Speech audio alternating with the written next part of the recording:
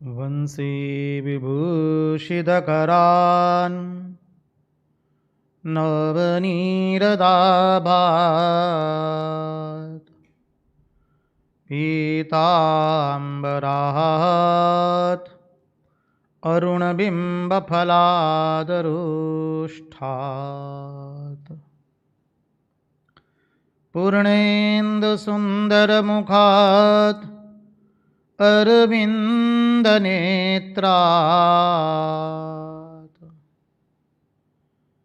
कृष्णात् परं किमपि तत्त्वम् अहं न जाने।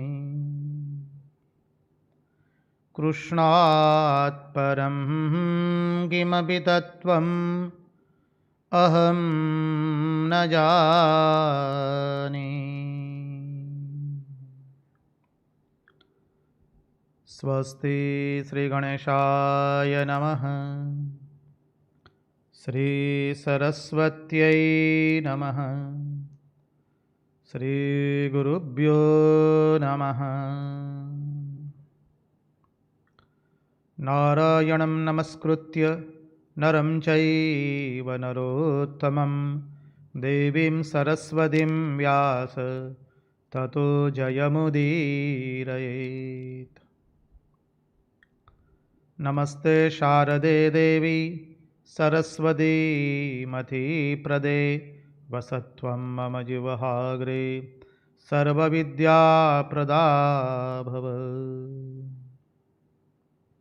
सच्चिदानन्दरूपाय विश्वोत्पत्त्यादिहेतवे तापत्रयविनाशाय श्रीकृष्णाय वयं नुमः। ॐ नमः परमहंसास्वादित चरणकमलचिन्मकरन्दाय भक्तजनमानसनिवासाय श्रीरामचन्द्राय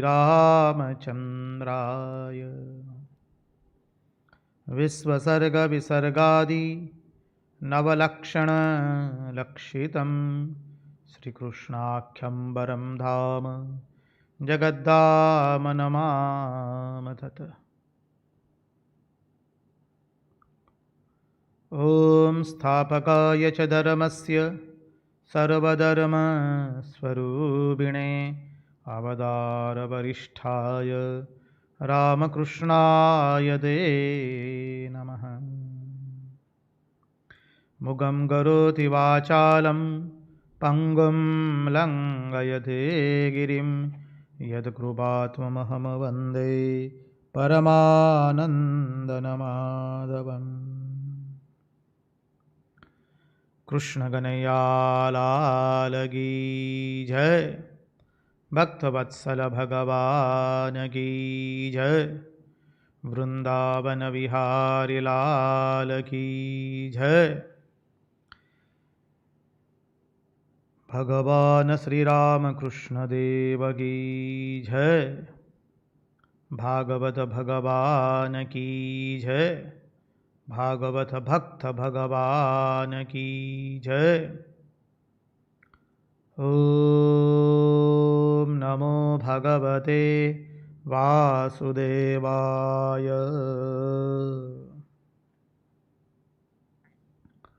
नारायण नारायण नारायण नारायण। सर्वप्रथम हम पूज्यपाद स्वामी आदि भवानंद जी महाराज के चरणों में हमारे श्रद्धापूर्वक के प्रणाम निवेदित करते हैं। तत्पश्चात रामकृष्ण आश्रम राजकोट के अध्यक्ष पूज्यपाद निखिलेश्वरानंद जी महाराज के चरणों में हमारे हृदयपूर्वक के प्रणाम निवेदित करते हैं। उपस्थित पूज्यपाद प्रभु सेवानंद जी महाराज एवं पूज्यपाद शंकरेशानंद जी महाराज एवं अन्यान्य सभी सन्यासी महात्माओं एवं विरक्तों के चरणों में हम हमारे हृदयपूर्वक के प्रणाम निवेदित करते हैं। इस दृश्य श्राव्य माध्यम से जो कोई भी इस भागवत रसामृत का रसपान कर रहा है, उनके हृदय में निवासित उस अनंत अखंड अविनाशी परब्रह्म परमात्मा को मुहुर मुहुर वंदन करके आइए इस भागवत भगीरथी में हम अवगाहन करें।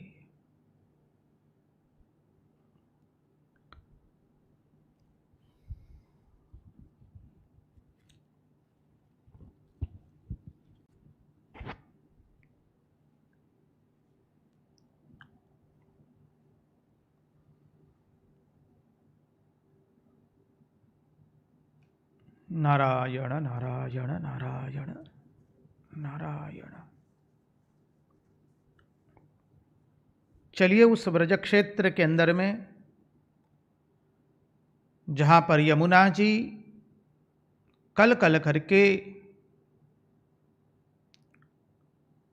भगवान श्री कृष्ण के प्रति अपनी भावनाओं को व्यक्त करती हुई बह रही है। चले उस व्रज क्षेत्र में जहाँ पर अक्रूर जी भगवान के दर्शन करके अपने जीवन की धन्यता का अनुभव प्राप्त कर रहे हैं। चले उस व्रज क्षेत्र में जहाँ पर सब कुछ चैतन्य है, कुछ प्राकृत नहीं है। यहाँ कुछ जड़ है ही नहीं, सब कुछ चैतन्य है। वृंदावन की लताएं, पुष्प, वृक्ष,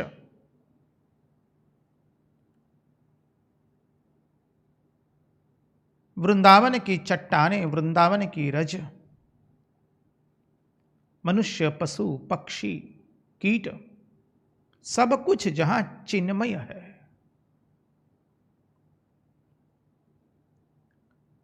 उस अनुपम वृंदावन में जहां पर भगवान ने गोपियों को कह दिया था रास महारास के अंत में मैं ब्रह्मा जी की आयु लेकर के भी यदि आपके अऋण होना चाहूं तो भी मैं आपका ऋण उतार सकता नहीं हूं, मैं आपका अऋण नहीं हो सकता हूं। भगवान ने कह दिया था जाओ हम वृंदावन को छोड़ करके कहीं भी नहीं जाएंगे।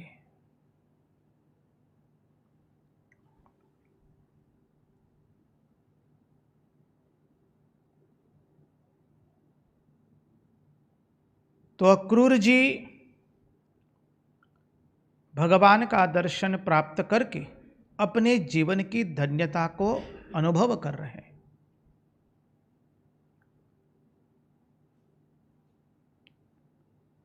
अक्रूर जी ने श्री कृष्ण एवं बलराम जी को सब कुछ बता दिया।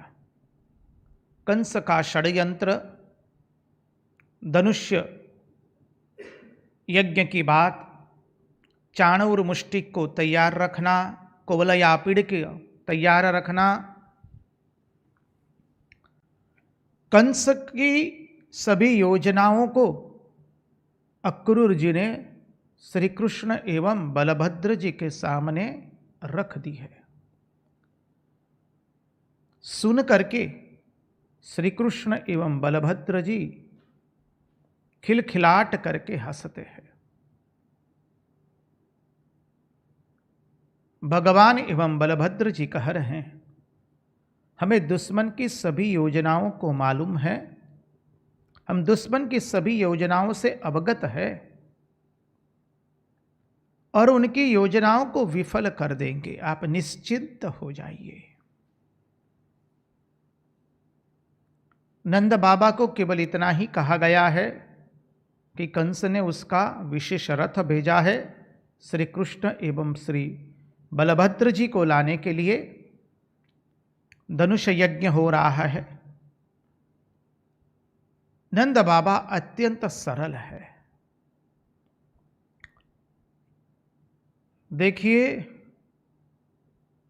श्री रामकृष्ण देव रामकृष्ण कथामृत में बहुत सुंदर कहते हैं,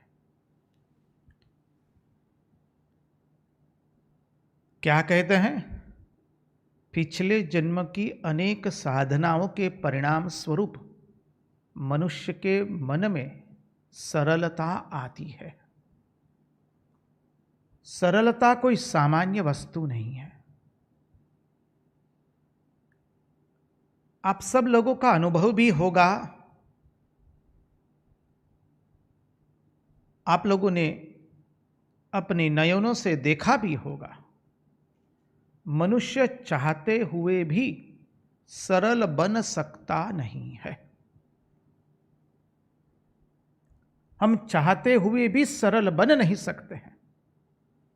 जानते हैं हमारे में कपट है, कपट कर रहे हैं, फिर भी हम सरल बन नहीं पाते हैं, क्योंकि इसी जन्म की साधन की कमी है।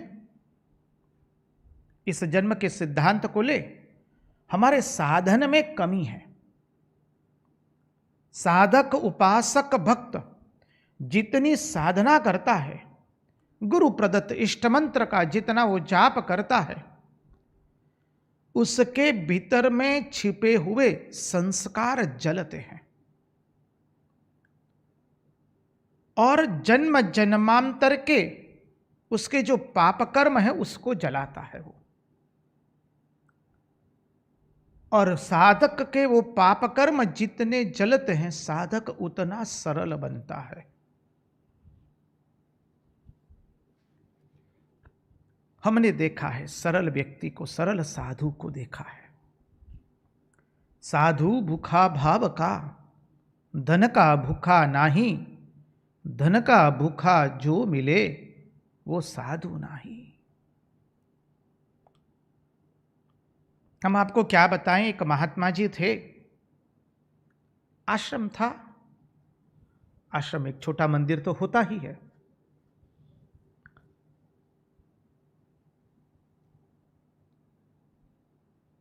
एक दिन कुछ चोर लोग आए, रात्रि में वो जो दान पात्र रखा था वो चोरी करके चले गए। अब महात्मा जी जगत से निवृत्त हो चुके अधिकांश। दूसरे महात्माओं ने कहा, भक्तों ने कहा, महाराज कुछ ऐसी व्यवस्था की जाए। बोले ठीक है, और कुछ बना दो। और कुछ बना दिया। आश्रम में 4 दान पात्र थे, चारों को नए सर से बनाया गया और हर रोज रात्रि में दान पात्र से जो रकम दान पात्र में गिरी है उसको निकाल देते थे। चोर लोग इतने गुस्से हो गए एक दिन कि चारों दान पात्र उठा करके ही चले गए।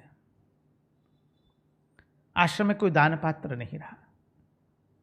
अब क्या किया जाए? सलाह मशवरा करके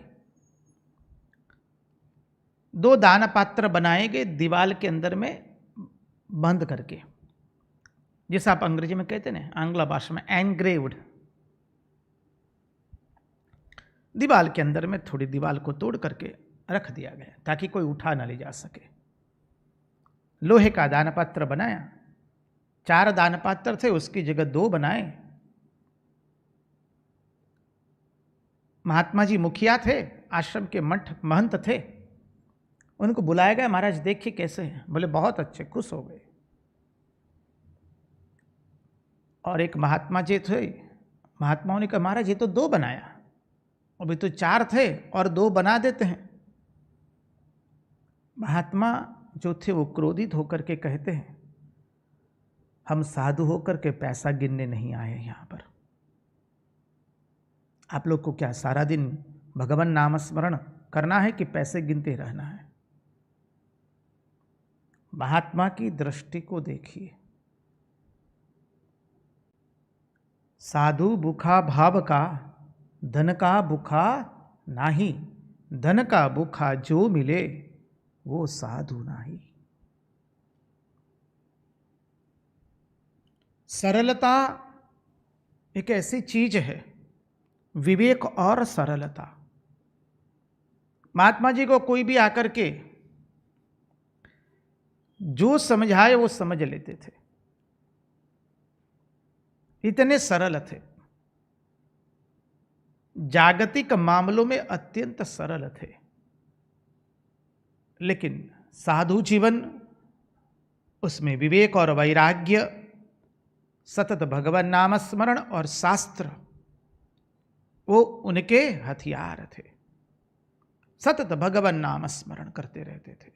जब भी जाओ, जिस अवस्था में देखो, अस्पताल में है सतत भगवान नाम स्मरण हो रहा है, आश्रम में है भगवान नाम स्मरण कर रहे या शास्त्र अध्ययन कर रहे।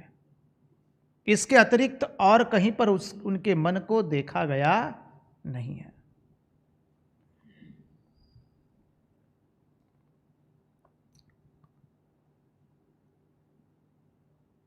तो मूल विषय में प्रविष्ट हुए।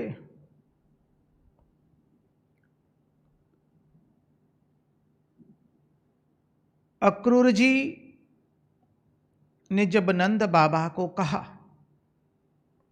कि कंस ने धनुष यज्ञ का आयोजन किया है, सभी जनपद गांव देहात से सबको बुलाए हैं और आपके श्री कृष्ण बलराम के लिए विशेष रथ भेजा है उसने।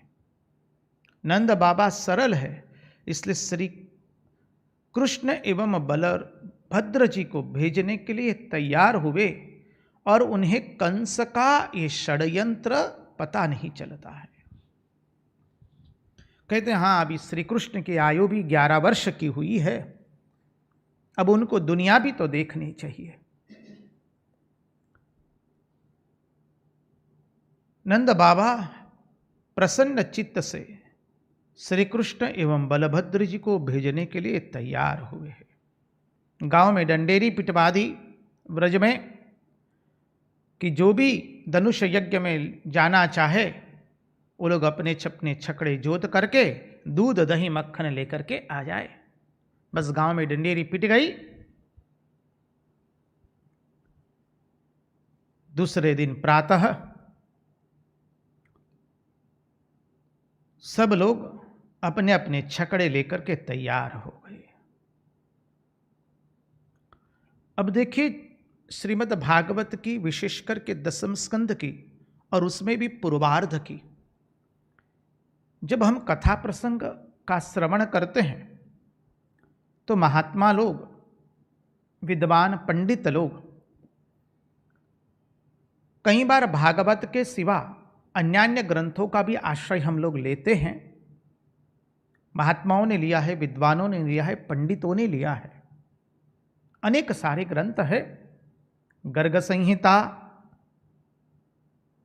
आनंदवन, अनेकों ग्रंथ है। उनकी सहायता लेकर के भागवत के श्रवण करना होता है, तो भागवत के गुणार्थ को भी समझने में सहायता मिलती है और भागवत के भाव को भी समझ पाते हैं। जहां तक हमारा अपना व्यक्तिगत प्रश्न है, हम मूल भागवत की ही कथा श्रवण करते हैं, लेकिन इस प्रसंग में और अन्यान्य प्रसंग में भी हम आनंद वृंदावन, श्री गोप वृंदावन से लेकर अन्यान्य ग्रंथों की सहायता लेते हैं, लेकिन अधिकांश हम मूल भागवत की ही कथा करते हैं। इस प्रसंग में जो मूल भागवत में है पहले, उसको हम देखने का, श्रवण करने का प्रयास करेंगे। गोपियों को जब पता चला कि भगवान श्री कृष्ण एवं बलभद्र जी कल मथुरा जाने वाले हैं, उनके विरह का कोई ठिकाना नहीं रहा। गोपियां दीर्घ दीर्घ सांस लेने लगी, उनकी सांसें गर्म हो गई और अनेक गोपिकाएं यह सुन करके कि श्री कृष्ण एवं बलभद्र जी कल मथुरा जाएंगे, गोपियां अचेतन हो गई है।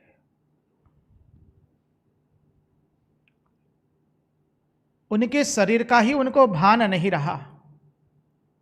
जिस अवस्था में थी उसी अवस्था में वो अचेतन हो गई है।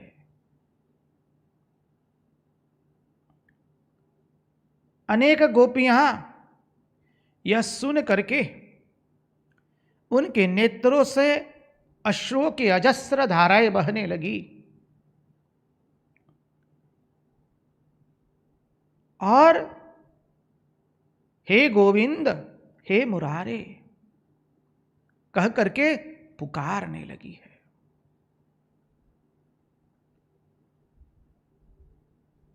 कहीं गोपियां कल श्री कृष्ण प्रातः काल ब्रज क्षेत्र छोड़ करके मथुरा जाने वाले हैं, वो सुन करके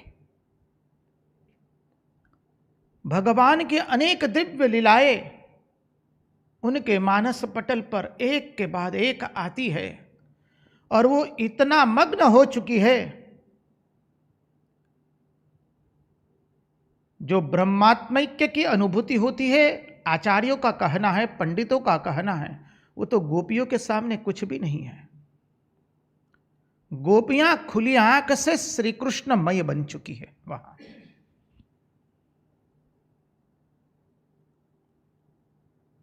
कहीं गोपियों का शरीर का आभान नहीं रहा, वस्त्रों का आभान नहीं रहा, बाबरी से बन गई।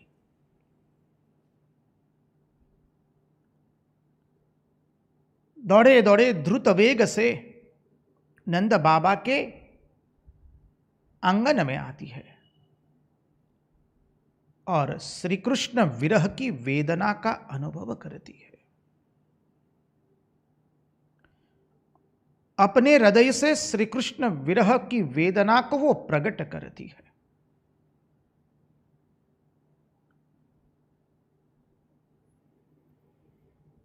गोपियां कहती है,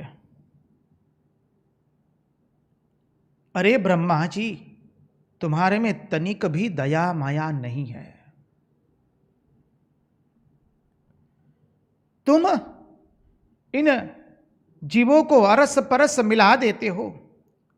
तुमने ही हमें हमारे प्राण प्रिय, हमारे नीलमणि, हमारा जो सर्वस्व है, जिसके बिना हम एक क्षण भी व्यतीत नहीं कर सकते हैं, ऐसे श्री कृष्ण का दर्शन कराया।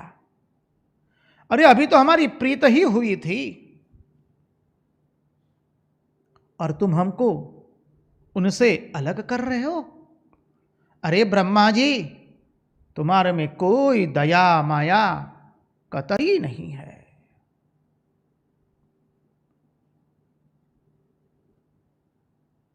देखिए, जब हम इस भाव का श्रवण कर रहे हैं, चिंतन कर रहे हैं, हमारा आप सब लोगों को दो हाथ जोड़ करके एक नम्र निवेदन रहेगा, हमारी प्रार्थना रहेगी, इस भाव के अंदर में आप सावधान रहिए, आपके और हमारे सब के मन में तनिक भी कोई संसार की भावना न आ जाए, नहीं तो वो भाव अपवित्र हो जाएगा।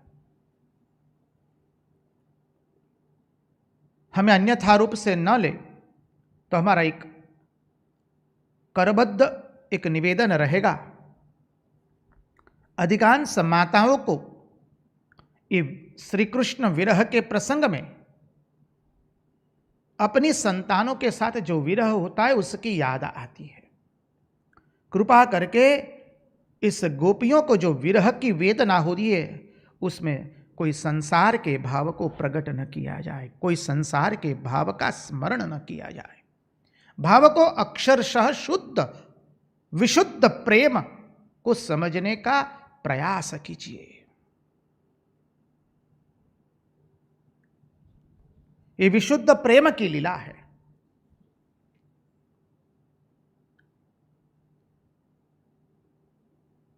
गोपियां कहती है, अरे विधाता, तुम तो लोगों के साथ बच्चों के जैसा खेल कर रहे हो। बच्चे जब एक दूसरे से मिलते हैं, इतने घुल मिल जाते हैं और फिर बिछड़ जाते हैं। एक दो घड़ी उनको रोना आता है, फिर कभी याद भी नहीं करते हैं। हमने स्वयं वो घटना देखी है।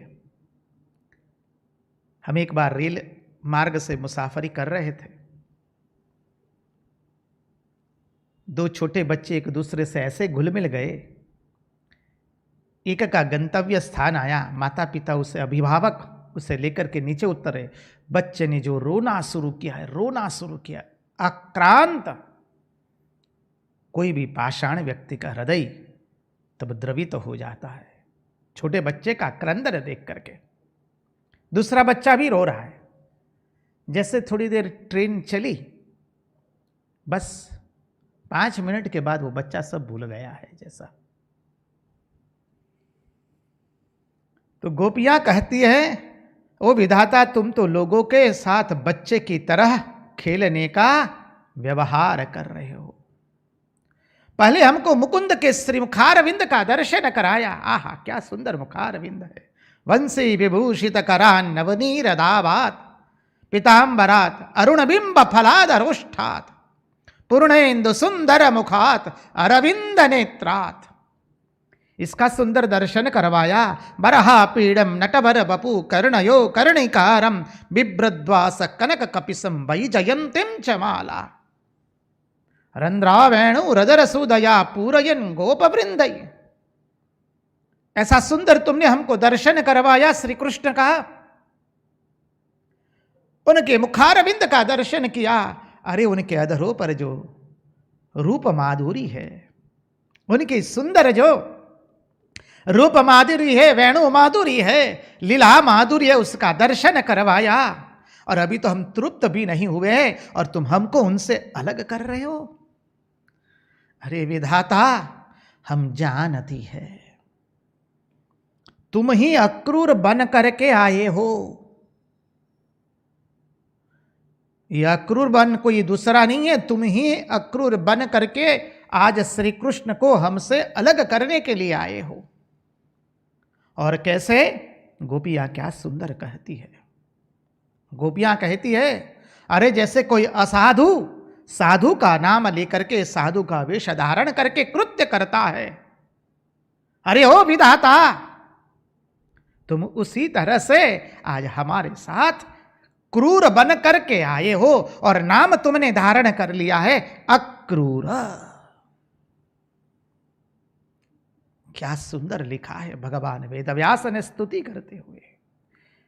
गोपियों की हृदय की भावना को व्यक्त करते हुए भगवान वेदव्यास लिखते हैं, गोप्य ऊचुः अहो विधात स्तवन क्वचिद दया संयोज्य मैत्र्या प्रणयेन देहिनः। विरह का राग है, उसको धीरे धीरे गाया जाता है। तांश्चाकृतार्थान् वियुनक्ष्य पार्थकम् विक्रीडितं तैर्भकचेष्टितं यथा यस्त्वं प्रदर्शया सितकुन्तलावृतं। क्या सुंदर शब्द बनाए। मुकुंद वक्त्रं सुकपोलमुन्नसन् शोकापनोदस्मितले ससुन्दरं करोसि परोक्षमसाधुतैकृतम्। क्रूरस्त्वमक्रूर समाख्ययास्म। अक्रूर के बारे में कह दिया, तुम तो क्रूर हो विधाता, अक्रूर नाम धारण करके आए हो। क्रूरस्त्वमक्रूर समाख्ययास्म नश्चक्षुर्हिदात्तं हरसे बताज्ञवत्।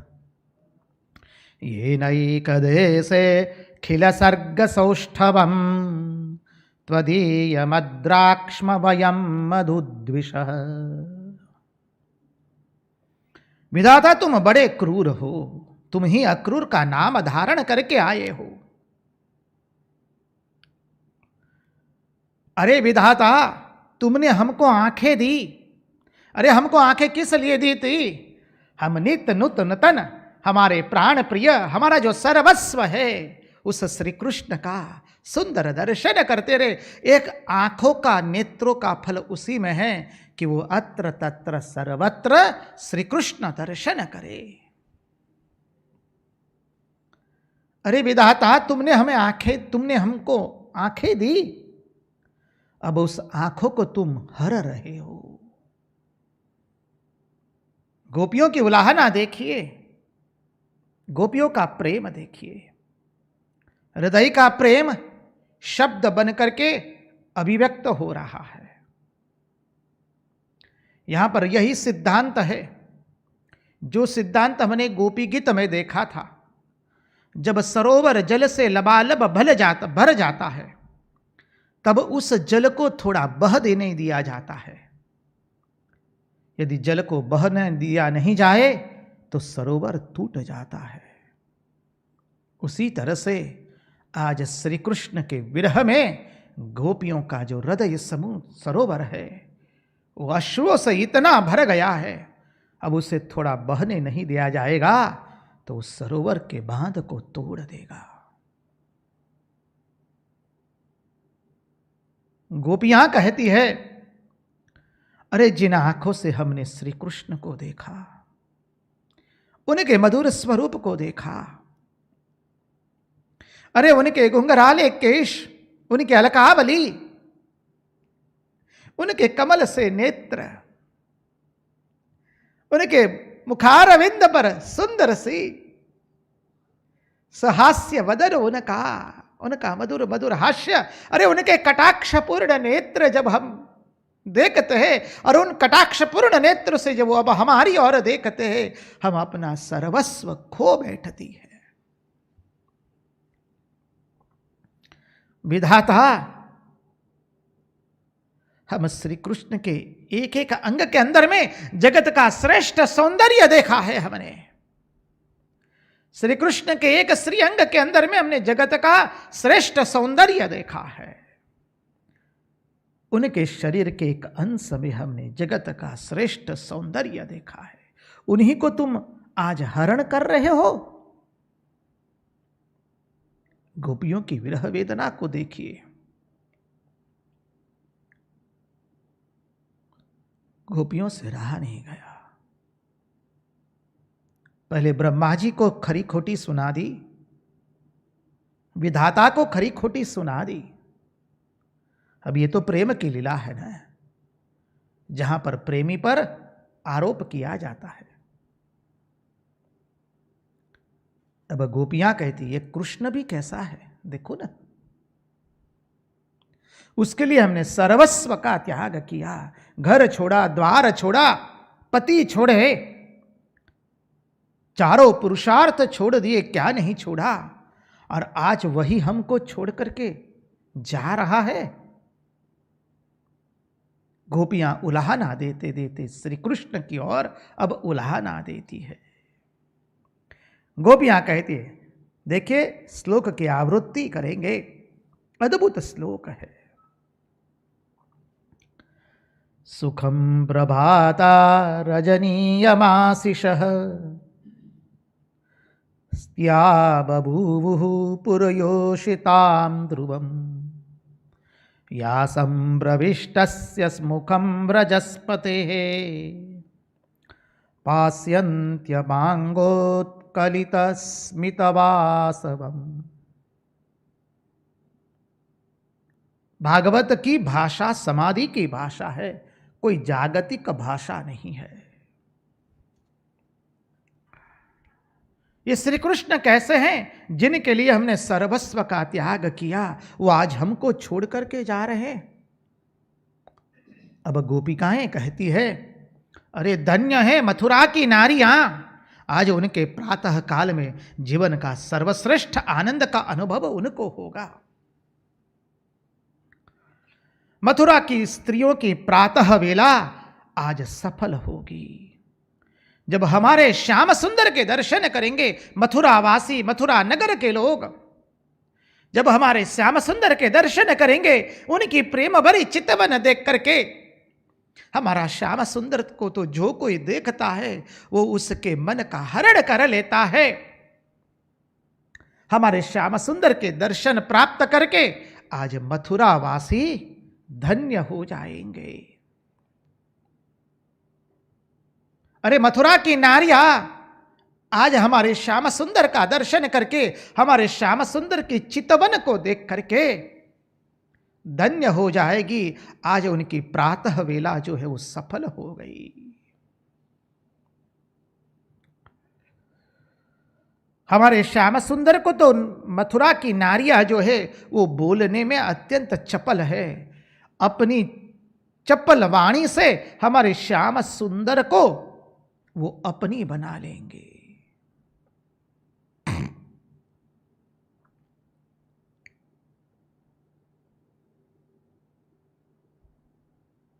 हम तो रही गांव की गवार, हम क्या जाने हमारे श्याम सुंदर को वाणी से कैसे लुभाया जा सकता है।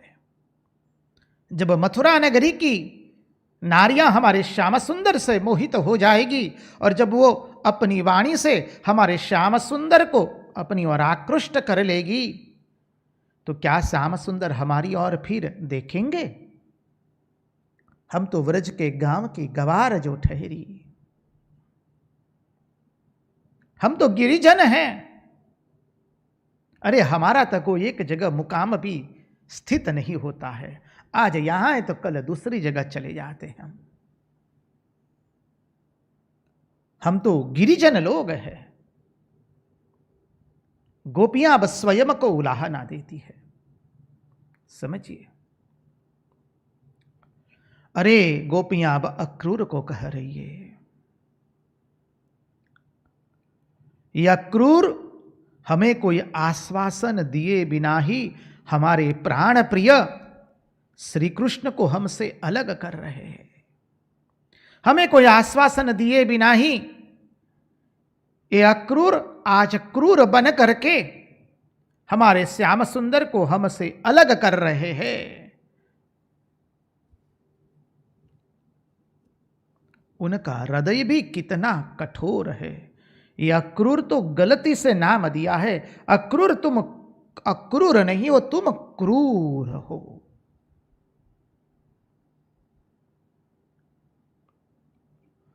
बाद में गोपियों ने कहा, कोई बात नहीं, हम श्री कृष्ण एवं बलराम जी के रथ को रोक लेंगे गांव से थोड़ी दूर बाहर में। ये बड़े बूढ़े क्या कर लेंगे? अरे हम श्री कृष्ण के विरह में एक क्षण रह नहीं सकती है। हम श्री कृष्ण के रथ को आगे नहीं जाने देंगी। हम लेट जाएंगी ताकि श्री कृष्ण का रथ न जाए आगे। हम श्री कृष्ण के रथ को जाने नहीं देंगी। ये बड़े बूढ़े क्या कर लेंगे? हमें अब किसी की कोई शर्म नहीं है। अरे हमारे श्याम सुंदर में क्या किया? महाराज के समय उनकी सुंदर मुखारविंद को देखकर, उनके सुंदर छटाओं को देख करके, उनके सुंदर अंग भंग को देख करके, नृत्य को देख करके उसने हमारा चित्त मन ऐसा आकर्षित किया था। अरे महाराज की रात्रि एक क्षण में व्यतीत हो गई है। ऐसे प्राण प्रिय को हम एक क्षण के लिए कैसे अपने से अलग सोच सकती है?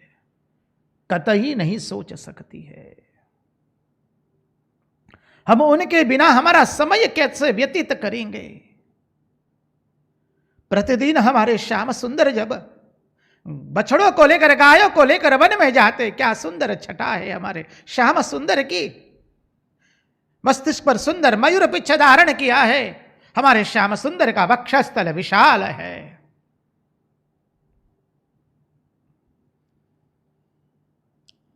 गईएं आगे आगे है, बछड़े हैं। हमारे श्याम सुंदर नीली पगड़ी पहने हैं, पीला पीतांबर धारण किया है, गले में वैजंती माला है, बगल में हमारे बलभद्र जी खड़े हैं। अरे ऐसा लगता है जैसे दो सुवर्ण जड़ित पर्वत हो। उनके सौंदर्य की क्या उपमा हम दे। और पीछे गोप बालक कृष्ण कन्हैया लाल की जय, कृष्ण कन्हैया लाल की जय जयकार करते हैं। और तब श्याम सुंदर मीठी चितवन भरी उनकी नेत्रों से, कटाक्षपूर्ण नेत्रों से जब हमारी ओर देखते हैं, हम अपना सर्वस्व उनको लुटा चुकती है। और हमारे श्याम सुंदर सायं बेला जब वन में से वापस आते हैं, आ हा, गायों के खुर से हुली हुई धूड़ उनके केशों में लगी है, अलकाएं कपोल पर आ चुकी है, समझिए। और श्याम सुंदर तब बंसी वादन करते हुए त्रिभंग ललित मुद्रा में खड़े होते हैं। गायें उनको घेर लेती है, गोप बालक उनके आगे पीछे वृत्त बन करके हरे कृष्ण कृष्ण कृष्ण हरे हरे, हरे राम राम राम हरे हरे सुंदर संकीर्तन करते हैं।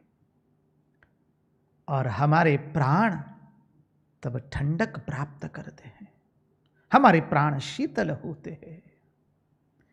उस श्याम सुंदर के दर्शन किए बिना हम एक क्षण भी रह सकती नहीं है। इस प्रकार गोपियों ने तय कर लिया कि हम दूर में जाकर के श्री कृष्ण के रथ को रोक लेंगे।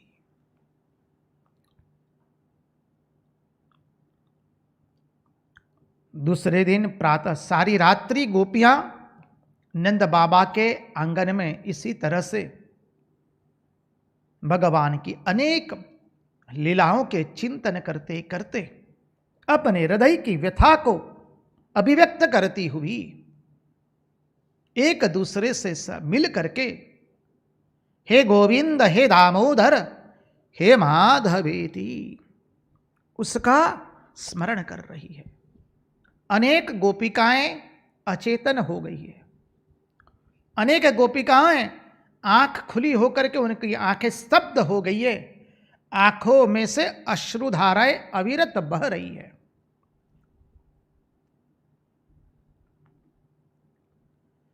गोपिकाएं को एक अलग लोक में चली गई है,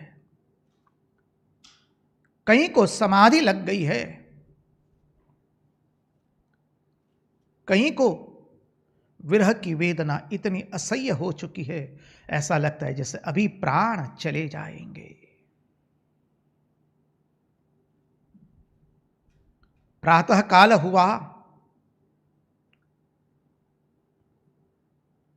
स्नान आदि संध्या वंदन आदि नित्य कर्म से निवृत्त होकर अक्रूर जी ने रथ को जोड़ा है।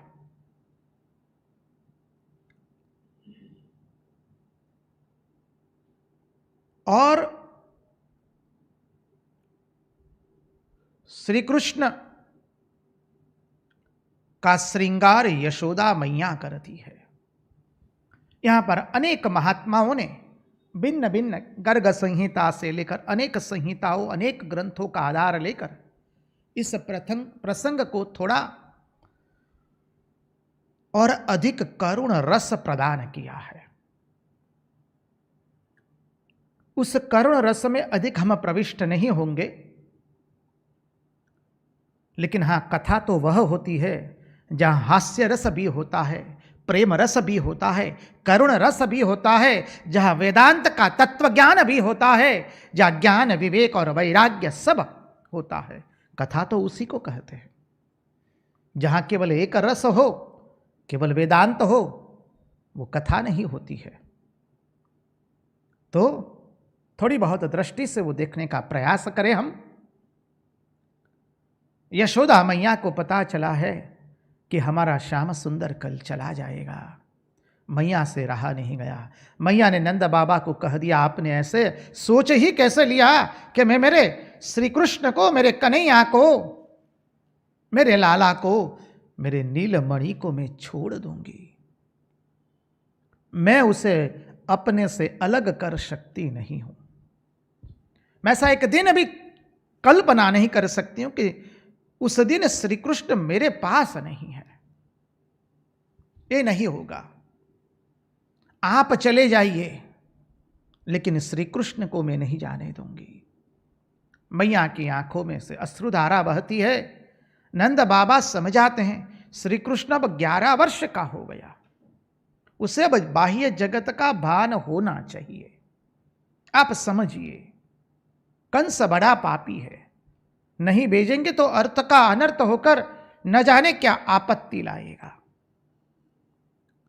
मैया से रहा नहीं गया है। मैया ने कह दिया, आप लगे तो बलभद्र जी को ले जाओ, जाओ बलराम को ले जाओ, लेकिन श्री कृष्ण को मैं ले जाने नहीं दूंगी। मैया ने कह दिया। रात्रि हुई है। मैया आंगन के बाहर अकेले बैठ करके मैया की आंखों से अजस्र अश्रुधारा बह रही है। आज श्री कृष्ण मैया के पास आते हैं, उनके गलों में अपने हाथों को डाल करके कहते, मैया क्या हो गया। श्री कृष्ण आज मैया को सांत्वना दे रहे, अपने पीतांबर से मैया के अश्रुओं को पोंछा है। मैया को कहते, मां मैं तुम्हारा हूं, मैं तुमसे थोड़ी ना दूर जाऊंगा, मां मैं वापस आऊंगा। जहां भगवान ये शब्द बोले हैं, यशोदा जी के मन में इतना आनंद हुआ। अच्छा श्री कृष्ण तुम वापस आओगे? बोले हाँ मां मैं आऊंगा। ये शब्द सुन करके मैया का वात्सल्य इतना भर गया, मैया आनंदित हो गई, मेरा कन्हैया वापस आएगा। भगवान ने यह नहीं कहा कि मैं कब वापस आऊंगा, भगवान ने कहा कि मैया मैं वापस आऊंगा। भगवान ये नहीं कहते कि मैं कब आऊंगा। अब यहां पर थोड़े सिद्धांत को समझिए। भगवान की लीला एक होती है, उसके अर्थ अनेक होते हैं। इसलिए भगवान ने कहा है गीता में भी, जन्म कर्मच में दिव्यम एवं यो वेत्ति तत्वतः त्यक्त्वा देहम पुनर्जन्म नैति मामेति सोर्जुन। अर्जुन मेरे जो जन्म एवं कर्म को जो तत्व से जानता है, उसका पुनरागमन नहीं होता है। यहीं से भगवान की लीला को समझिए। भगवान ने गोपियों को एक अद्भुत आनंद दिया है, व्रजवासियों को। श्री कृष्ण ने गोपियों को कह दिया है, जाओ हम कभी वृंदावन का त्याग करके नहीं जाएंगे। भगवान ने घोषणा की है महारास के समय, कह दिया कि मैं ब्रह्मा जी की आयु लेकर के भी आपसे अऋण नहीं हो सकता हूं, मैं अऋण होने का सोच तक नहीं सकता हूं। भगवान की भगवत्ता को देखिए। श्री कृष्ण पूर्ण पुरुषोत्तम है। अवतार का पार्थकत्व समझने का प्रयास कीजिए। श्री कृष्ण पूर्ण पुरुषोत्तम है। अभी तक गोपियों, गोपजनों, व्रजवासियों, नंद बाबा, यशोदा जी व्रज क्षेत्र से अद्भुत राग प्रदर्शित किया है, अपने जीवन से प्रेम प्रदर्शित किया है। अरे श्री कृष्ण और ब्रजधाम अलग अलग नहीं है। इसलिए तो हम कहते हैं श्रीधाम वृंदावन की जय। श्रीधाम वृंदावन और श्री कृष्ण परिच्छिन्न नहीं है, अपरिच्छिन्न है।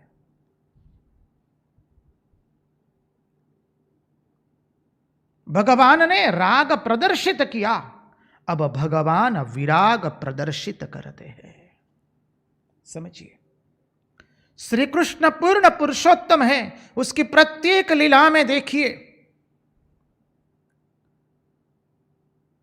कभी भगवान की कृपा से एकादश स्कंद का चिंतन करने का मिला, ईश कृपा हुई और किया, तो एकादश स्कंद के शुरुआत में ही आता है, भगवान अभी निवृत्ति की लीला अपने जीवन से दिखा रहे हैं। समझिए, श्री कृष्ण सब समय प्रवृत्ति, निवृत्ति, राग, विराग, प्रेम की बंसुरी बजा करके लोगों के मन को मोहित करता है वह, और साथ साथ में रण मैदान के अंदर में शंख का विजयनाद कर करके ज्ञान वैराग्य का गीतोपदेश भी करता है ये।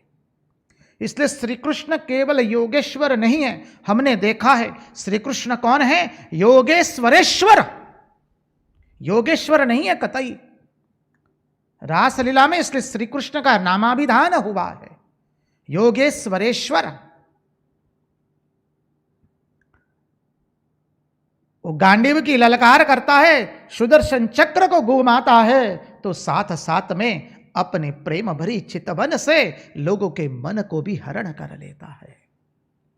इसलिए कहा एते चांस कलाहा पुंस कृष्णस्तु भगवान स्वयं इंद्रारी व्याकुलम लोकम मृडयंती युगे युगे। इसलिए स्वामी विवेकानंद भी एक स्वर में कहते हैं, सब आचार्यों विद्वानों सब ने एक स्वर से कह दिया, एकमात्र पूर्णावतार श्री कृष्ण ही है। राग भी दिखाते हैं, विराग भी दिखाते हैं। और विराग दिखाया कैसे? व्रज क्षेत्र छोड़ करके गए, फिर गोपियों के साथ 80 साल के बाद मुलाकात होती है। वो भी कहां? कुरुक्षेत्र के अंदर में। राग एवं विराग प्रकट किया है। ये भगवान की अद्भुत दिव्य लीला है। मानव इसको अपने मोह से ग्रसित होकर उसको समझने का प्रयास मत कीजिएगा। भगवान की लीला समझने के लिए देखिए, शास्त्रों को पढ़ करके बोलना वो एक अलग चीज होती है, और भगवान की इस लीलाओं का चिंतन करके उसको जीवन में अनुभूति पूर्ण बना करके उसका आस्वादन लेना वो अलग बात है। हमें जीवन में केवल शुष्क बातों में नहीं रहना है, शुष्क सिद्धांतों में नहीं रहना है। जो सिद्धांत प्रतिपादित किए हैं भगवान ने श्रीमद् भागवत महापुराण में, उसे हमको अपने जीवन में अनुभव करना है। रिलीजन इज रियलाइजेशन, धर्म वो अनुभूति की वस्तु है। हम सब भगवान को प्रार्थना करें, प्रभु यह विरह हमें भी प्राप्त हो, हमारा जीवन भी भगवदाकार वृत्ति वाला बने, कृष्णाकार वृत्ति प्राप्त हो। नहीं तो कितने भी सत्संग सुने, कितने भी शास्त्र पढ़े, लेकिन जब तक जीवन में नहीं आवेगा तब तक हम भगवान की दिव्य लीला को समझ नहीं पाएंगे। और जब समझ नहीं पाते हैं तब अर्थ का अनर्थ करना हो जाता है। भगवान मैया को कहते, मां मैं आऊंगा। यशोदा मैया आनंदित तो हो जाती है, सारी रात्रि श्री कृष्ण को निहारती है। प्रातः काल हुआ है, आज यशोदा मैया श्री कृष्ण को अंतिम श्रृंगार करा रही है। भगवान का श्रृंगार हुआ है, मस्तिष्क पर मयूर पिच्छ लगाया है मैया ने, गले में सुंदर मालाएं पहनाई है, हाथों में बाजू पहनाए, हाथों में कंगन पहनाए, करधनी पहनाई, कंदोरो पहराव्यो छे सुंदर, पीला पीतांबर पहनाया है। मैया के आंखों से अजस्र अश्रुधाराएं बहती है, गोपियां बाहर खड़ी है।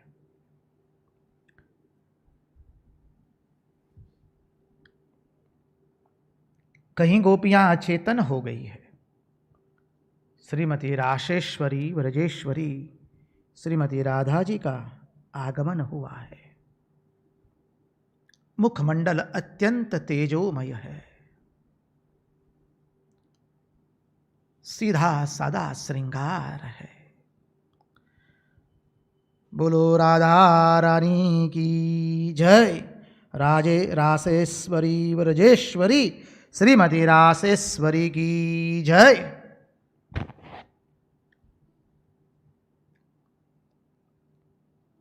श्री कृष्ण श्रीमती रासेश्वरी के पास जाते हैं, गोपियों के पास जाते हैं और गोपियों को कहते हैं।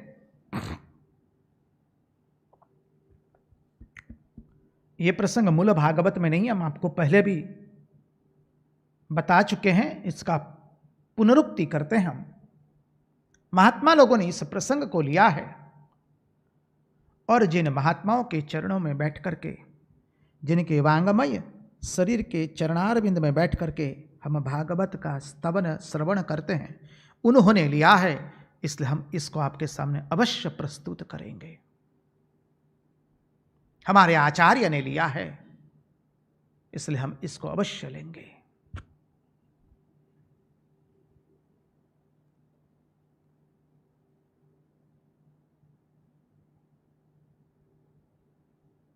भगवान श्री कृष्ण गोपियों के पास गए हैं और गोपियों को कहा है, देखिए, अब तक मैं यशोदा मैया का पुत्र था, अब मुझे आगे की लीला करनी है। ब्रजधाम में रह करके आपके साथ मैंने प्रेम की अद्भुत लीला की है, अब धर्म संस्थापन का कार्य करना है। मैं मेरे प्राण आपके हृदय में रख करके चला जा रहा हूं। आज तक भगवान ने जो बात नहीं कही, आज गोपियों के सामने भगवान ने यह बात प्रकट कर दी है। श्री कृष्ण कहते हैं, मैं मेरे प्राणों को आपके हृदय में रख कर जाता हूं, कृपा करके अपने प्राणों को संभालिएगा ताकि मेरे प्राण ठीक रहेंगे, मेरे प्राण सुरक्षित रहेंगे। क्या सुंदर भावना व्यक्त की है भगवान ने। मैं मेरे प्राणों को आपके हृदय में रख करके जाता हूं। अब तक तो एक ही श्री कृष्ण था ब्रज क्षेत्र में। गोपियां, अरे सखियां, आप चिंता मत कीजिए, अब आपके हर एक के पास एक एक श्री कृष्ण रहेंगे, मैं आपसे अलग नहीं होऊंगा, आप सदैव नित्य मेरा अनुभव प्राप्त करेंगी, आपको कभी श्री कृष्ण का विरह नहीं होगा।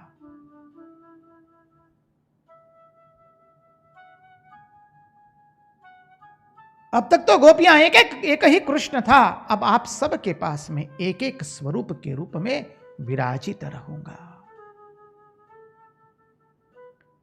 श्रीमती राशेश्वरी व्रजेश्वरी की सामने भगवान खड़े हो गए। श्री कृष्ण की आराधना वही राधिका है। हम श्रीमती राधा जी के बारे में कुछ बोल नहीं पाएंगे, जिसके ऊपर महापुरुष लोग कुछ बोल नहीं पाए, उनके ऊपर में मैं मेरी क्षुद्र बुद्धि से कुछ बोल नहीं सकता हूं। हम तो मुहुर मुहुर साष्टांग दंडवत प्रणाम करते हैं हमारे राशेश्वरी व्रजेश्वरी मां के चरणों के अंदर में।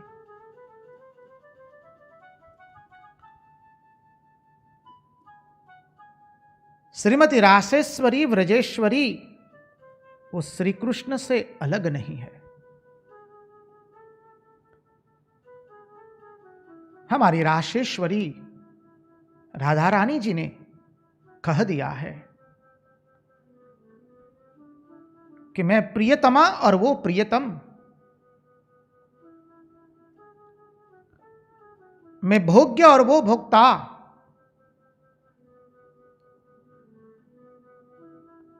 यह भाव हम में बिल्कुल नहीं है। प्रेम में हम दोनों एक हो गए हैं। अब कोई भोक्ता भोग्य, प्रियतमा और प्रियतम, रमण एवं रमणी, यह भाव नहीं है। भगवान राशेश्वरी के पास आए हैं और राशेश्वरी को अपनी प्रिय बंसी देते हुए कहा, हे राशेश्वरी व्रजेश्वरी, मैं मेरी प्राण प्रिय बंसी आपको अर्पित करके देता हूं, अर्पण करता हूं। आपको जब भी हमारा विरह सताए, आप इसे बजा दीजिए, हम अवश्य आपके पास रहेंगे। आप और हम दो नहीं हैं, एक ही है। वही अद्भुत प्रेम जब सांवली शीशे में गया तो वो श्याम सुंदर हुआ। वही अद्भुत प्रेम जब पीली शीशे में गया तो वो श्रीमती राशेश्वरी व्रजेश्वरी बना है।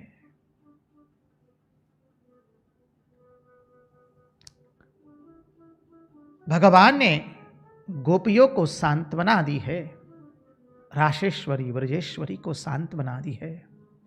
गोपियों के नेत्रों से अजस्र अश्रुधाराएं टपक रही है। तब तक तो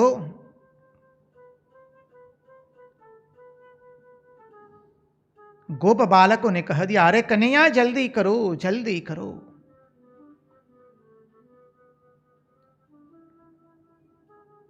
भगवान रथ में आरूढ़ हुए हैं, रथ चल रहा है। यशोदा मैया से रहा नहीं गया, मैया दौड़े दौड़े पीछे आती है, भगवान रथ से कूद पड़ते हैं, मैया मैया कह करके। अब मैया एक बात बताती है, मैया कहती है, देखो कन्हैया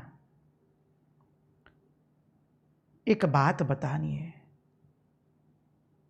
श्री कृष्ण कहते, मैया अवश्य बताओ क्या। यशोदा जी कहती है, देखो कन्हैया मैं तुम्हारी असली मां नहीं हूं, मैं तो तुम्हारी पालक मां हूं।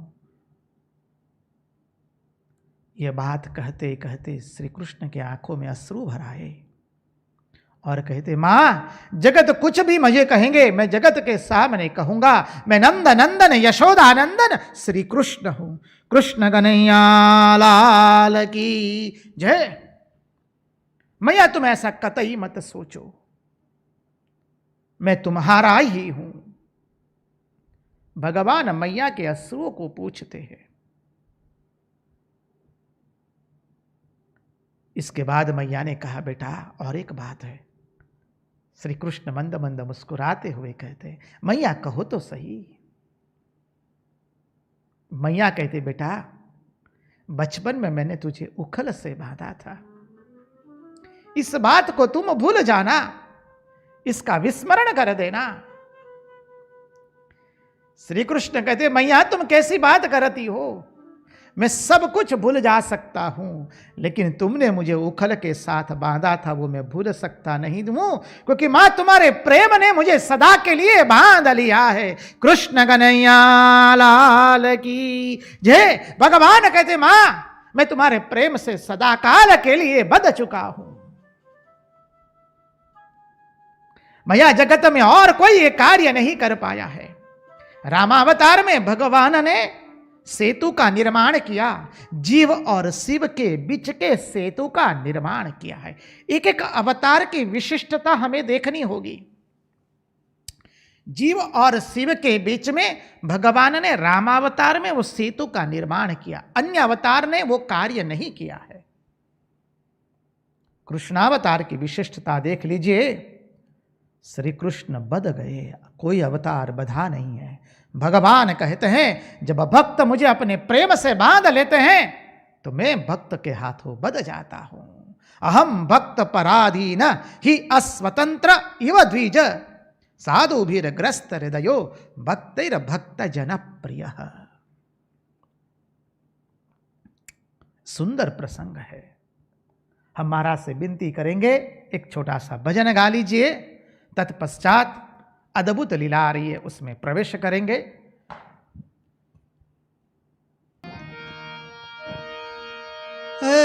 माड़ी तारिया केटला रे जन्म नीर कमाणी रे, नंद रानी तारा आंगना रे जी। है माता जी तारिया केटला रे जन्म निया कमाणी रे, नंद रानी तारा आंगना रे जी। ए मुरारी रे ए कहे छे मुख थी तने माजी रे, नंद रानी तारा मांगना अरे बापू रे बधानो ईछे तारो बेटो रे, नंद रानी तारा आंगना रे जी।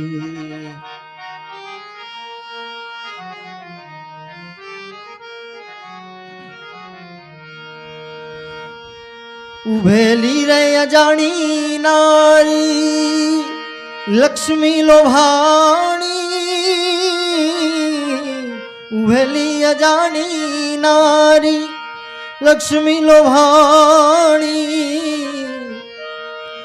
એને પ્રેમેથી ભરવા છે તારા ઘરના પાણી રે, નંદરાણી તારા આંગણા રે જી.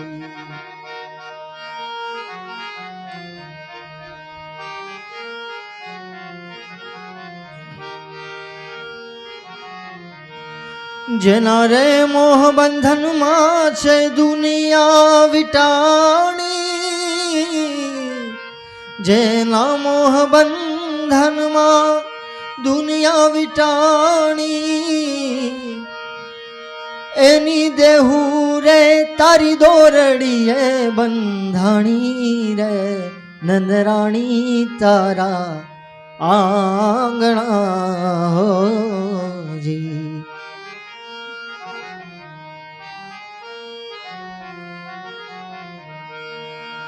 બેઠી જુગ જુગની માડી ચોપડા તું બાંધી,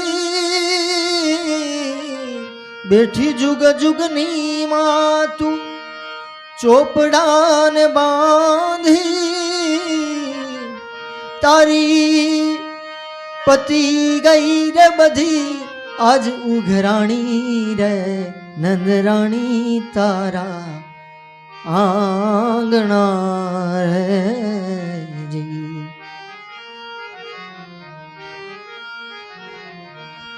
કાગળ તારા ફળિયામાં રમે છે અડવાણો, કાગળ તારા ફળિયામાં રમે અડવાણો, તારા પગથિયે सरजायो नहीं हूँ एक पाणो रे, नंदराणी तारा आंगणा है जी. के माड़ी तारी केटला रे जन्मनी आ कमाणी रे, नंदराणी तारा रे आंगणा हो जी. नंदराणी तारा आंगणा हो जी. कृष्ण कन्हैया लाल की जय.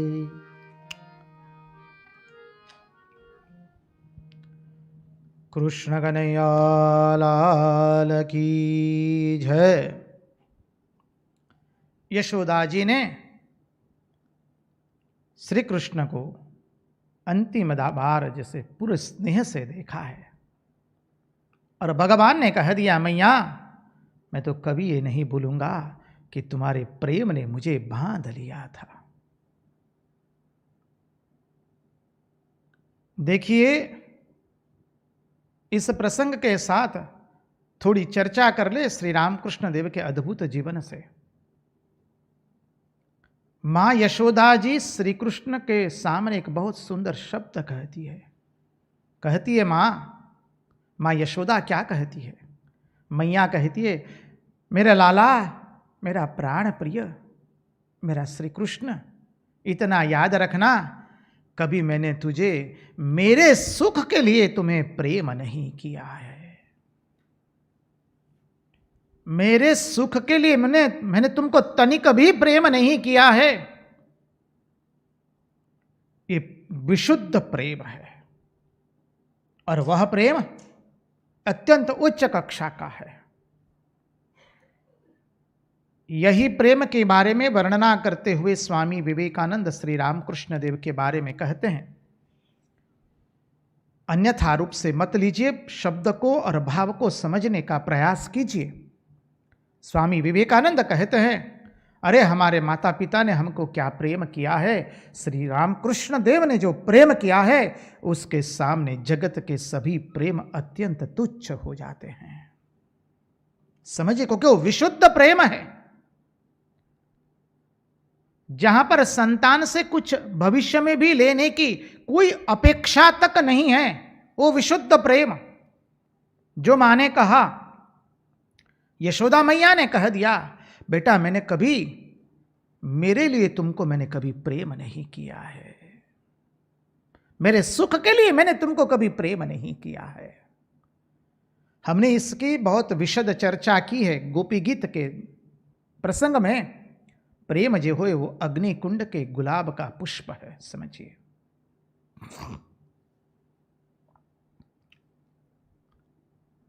श्री रामकृष्ण देव का पंचभौतिक शरीर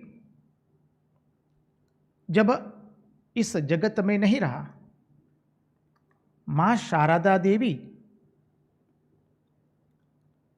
क्रंदन करती है, बहुत रोती है मां। अब श्री रामकृष्ण देव और मां शारदा देवी का संबंध की थोड़ी चिंता कीजिए, आप चिंतन कीजिए। क्या मां श्री शारदा देवी, मां क्या श्री रामकृष्ण देव के पंचभौतिक देह को लेकर के रो रही है? अरे जहां पर आजीवन कभी देह का संबंध ही नहीं हुआ है,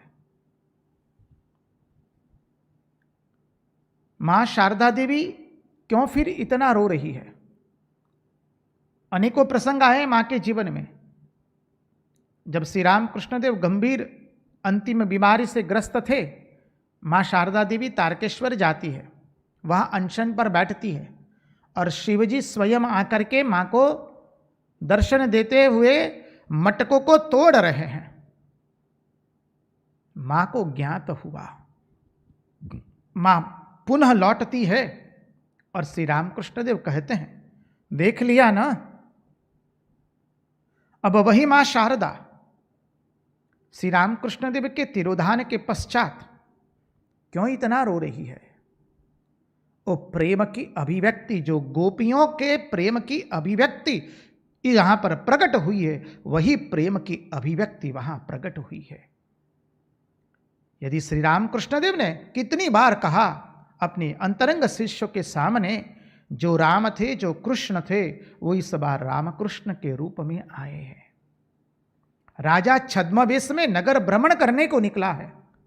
श्री रामकृष्ण देव के अंतरंग सन्यासी शिष्य पूज्यपाद स्वामी अभेदानंद जी महाराज ने 1936 में, अर्थात श्री रामकृष्ण देव के जन्म शताब्दी के महोत्सव के उपलक्ष्य में ऑल इंडिया रेडियो स्टेशन से एक छोटा सा प्रवचन दिया है और उसमें वो बोलते हैं, बंग भाषा में बोले हैं, वो बोलते हैं, श्री रामकृष्ण देव आमादिग के बहुबार बोलिया छिलेन, जिनी राम छिलेन जिनी कृष्ण छिलेन, इदानीम राम कृष्ण। श्री रामकृष्ण देव हमको बहुत बार कहते थे, जो राम थे, जो कृष्ण थे, वो इस बार रामकृष्ण के रूप में आए हैं। तो यदि श्री रामकृष्ण देव जो राम थे, वो जो कृष्ण थे, उस रूप में आए हैं, तो मां शारदा कौन है? वही श्रीमती राशेश्वरी व्रजेश्वरी। मां स्वयं श्री रामकृष्ण देव के तिरोधान के पश्चात जब वृंदावन गई है, देखिए, तब मां जब बांके बिहारी के मंदिर में एक बार जा रही है, मां समाधिस्थ होकर के कह रही है, मैं ही तो राधा रूप में आई थी। समझिए, मां जब रामेश्वर गई तो मां ने कहा, मां शारदा क्या कहती है, जैसा रख करके गई थी वैसा का वैसा ही है। और वही मां गिरिजानंद जी को कह देती है, क्या कहती है, अरे बेटा देख ही तो रहे हो, हमने उस प्रसंग की चर्चा की, उस प्रसंग का चिंतन किया है। जब गिरिजानंद जी महाराज के हृदय के अंदर में एक क्षोभ था कि वो चाहते तो श्री रामकृष्ण देव के पार्थिव देह का दर्शन कर पाते थे, लेकिन नहीं कर पाए, और मां के सामने यह बात प्रस्तुत करते, तब मां क्या कहती है, अरे बेटा कर ही तो रहे हो, कर ही तो रहे हो। और आखिरी में मां ने सब्जी काटना छोड़ करके गिरिजानंद जी महाराज के नेत्र से नेत्र मिला करके कहा, अरे बेटा कर ही तो रहे हो। और गिरिजानंद जी महाराज तुरंत मां को मुहुर मुहुर साष्टांग दंडवत प्रणाम कर रहे हैं। वही मां शारदा, देखिए यहां पर गोपियों को भगवान जो सांत्वना दे रहे हैं, वो भी उसी दृष्टि से है। इसलिए जब माँ श्री रामकृष्ण देव के पार्थिव देह के चले जाने के पश्चात जो इतना रो रही है, तब ठाकुर ने आकर के क्या कहा माँ को? श्री रामकृष्ण देव आकर के माँ शारदा को क्या कहते? अरे मैं तो केवल एक कमरे में से दूसरे कमरे में गया हूं, समझिए। आप इतना रो क्यों रही है? इस लीला का संबंध इस लीला से करेंगे तो हमारी क्षुद्र बुद्धि से थोड़ा बहुत कुछ, हमारे तर्कपूर्ण और अशुद्ध बुद्धि जिसे कहे, जो कहना है कह लीजिए, हमारी बुद्धि तो सब जड़ बुद्धि है। महात्माओं की बुद्धि के बारे में हम नहीं कहते, हमारे जैसे सामान्य साधक के बारे में कहते हैं। तो मन को थोड़ा समझने में, इस प्रसंग को समझने में आसान बनेगा। अब अमूल भागवत के प्रसंग में पुनः लौट आए तो प्रातः काल हुआ, अक्रूर जी ने अपना संध्या वंदन आदि कर्म पूर्ण किया और रथ को जोड़ दिया। गोप बालक आ गए छकड़े लेकर के, दूध दही मक्खन आदि लेकर के, और गोपियां एक और खड़ी है। गोपियों को अभिलाषा थी कि श्री कृष्ण जाने से पहले हमें सांत्वना देकर जाएंगे। भगवान जब विराग प्रकट करते हैं तो हम क्या कहें? इस लीला को समझने के लिए हमारे में पात्रता भी नहीं है। जब तक साधक अपने साधना करके अपने अंतःकरण चतुष्टय को पूर्ण पवित्र नहीं करता है, तब तक इस विशुद्ध प्रेम की लीला समझना अत्यंत कठिन है। इस विशुद्ध प्रेम की लीला हम हमारे मोह से समझने का प्रयास करते हैं, परिणाम स्वरूप श्री कृष्ण पर दुखी होते हैं, क्रोधित होते हैं, क्योंकि साधना का बल नहीं है, अंतःकरण मलिन है। विशुद्ध प्रेम समझने के लिए हमें गोपियों के प्रेम का अनुभव करना पड़ेगा। भगवान समझ गए कि गोपियों को अभिलाषा है कि मैं उन्हें सांत्वना देकर के जाऊं।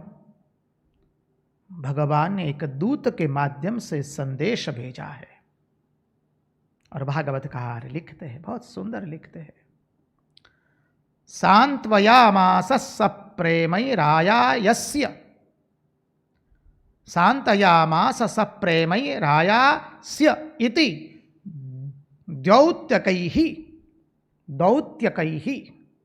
शब्द को समझने का प्रयास कीजिए। भाषा संस्कृत है, इतनी कठिन भाषा का प्रयोग इस श्लोक में नहीं है।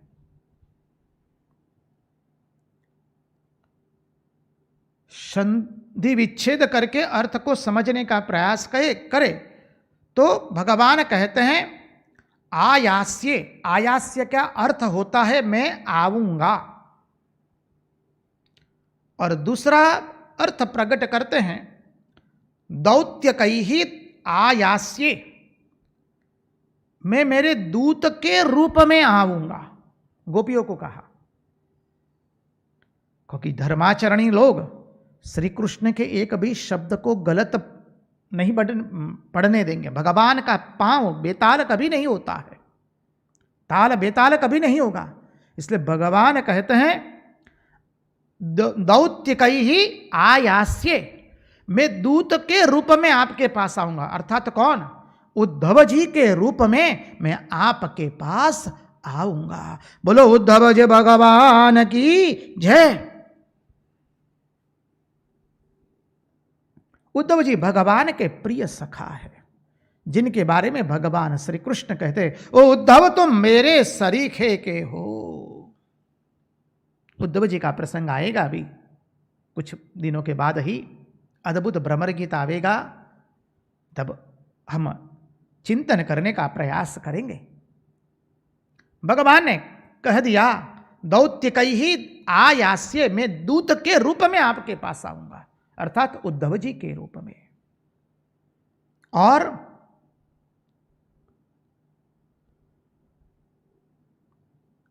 गोपियां कहती है, देखो ये व्रज बालक कितने निष्ठुर हो चुके हैं।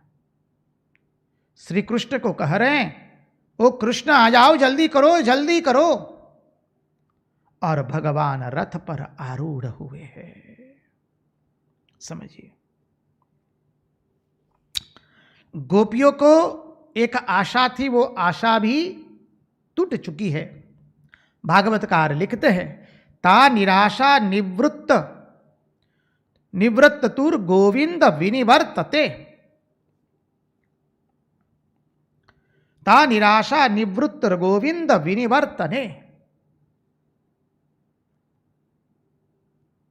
अर्थात गोपियां समझती थी कि वे हमेशा के लिए नहीं जा रहे हैं, आज जाएंगे, सायं तक या कल वापस आ जाएंगे। गोपियां श्री कृष्ण के रथ के पीछे पीछे चल रही है, दौड़ रही है, भाग रही है। जैसे श्री कृष्ण का रथ गोपियों के आत्मा को चुरा करके ले जा रहा है, गोपियों के मन को चुरा करके ले गया, गोपियों की आत्मा को वो चुरा करके ले गया।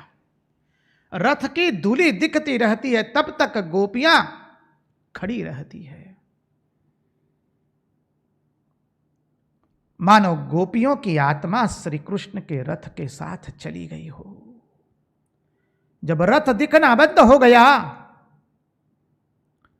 धूल उड़ना भी बंद हो गया, गोपियां अश्रुपूर्ण नेत्रों से विरह की व्यथा में लौटती है। गोपियों के मन में यह भी था कि श्री कृष्ण हमसे अलग नहीं हो सकते हैं, हमारे प्राण प्रिय है, हमारा प्राण, हमारे प्राणेश्वर, हमारा सर्वस्व केवल श्री कृष्ण है। अरे वो यशोदा मैया के प्रेम से अलग नहीं रह सकते हैं। अरे उनको मैया की याद आएगी ना, मां यशोदा की याद आएगी और हमारी याद आएगी ना, तो श्री कृष्ण स्वयं अक्रूर को कहेंगे, अक्रूर जी रथ को लौटा दो। देखो श्री कृष्ण अभी वापस आ जाएंगे। लेकिन भगवान का रथ जो गया पुनः लौटता नहीं, वो लौटने में 80 साल बीत गए हैं। समझिए, भगवान ने विराग प्रकट किया है, इसलिए पूर्णावतार एकमात्र श्री कृष्ण है। जितना प्रेम प्रकट किया उतना राग भी प्रकट किया, राग प्रकट किया उतना विराग भी प्रकट किया। जितना प्रेम प्रकट किया उतना सर्वोच्च ज्ञान भी प्रकट किया। जितना रण मैदान के अंदर में कुशल योद्धा की माफक युद्ध लड़े, उतने ही एक योगी की तरह अपनी वृत्तियों का निरोध करके पूर्ण ध्यान में मग्न रहे। हर क्षेत्र में पूर्णत्व को प्रकट करते हैं, हर एक लीला के अंदर में।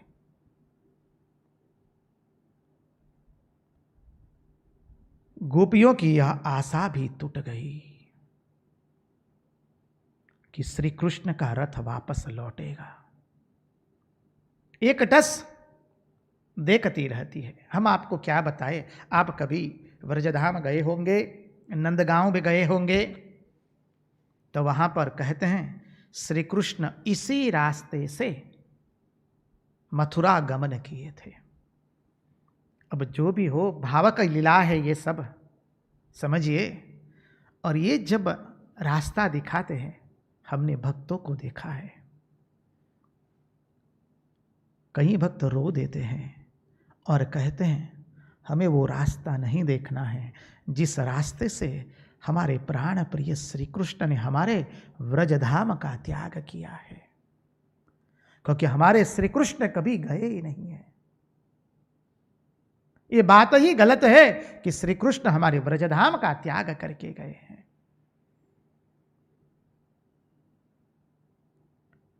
रथ जा रहा है, अक्रूर जी से रहा नहीं गया। रथ यमुना जी के तट पर आ गया है। आगे की लीला बहुत सुंदर है। उन्हीं की वाणी उन्हीं को अर्पण करते हुए आज की वाणी को यहीं पर विराम देते हैं।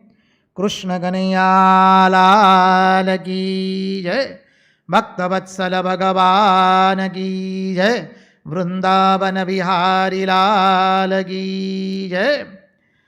रासेश्वरी व्रजेश्वरी श्रीमती राधा रानी की जय, श्रीधाम वृंदावन की जय, सब संतन की जय, सब भक्तन की जय। ओम नमः पार्वती पतये, हर हर महादेव हर।